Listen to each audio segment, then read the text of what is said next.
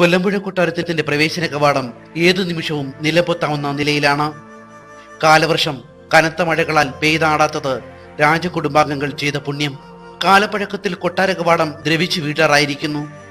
രാജസ്മരണകൾക്ക് മേൽ ജനാധിപത്യത്തിന്റെ വിഷക്കടന്തലുകൾ കൂടുകൂട്ടിയിരിക്കുന്നു. മഹാരാജാവ് ഉച്ചയൂണിന് ശേഷം പള്ളി ഉറങ്ങിയിരുന്ന താവളങ്ങളിൽ യുവതലമുറ OPR അടിച്ച് സുഖസുഷുപ്തിയിലാഴുന്നു. ഓടുകൾ ഇളകി മേൽക്കൂലയിലൂടെ നീലാകാശം കാണാം.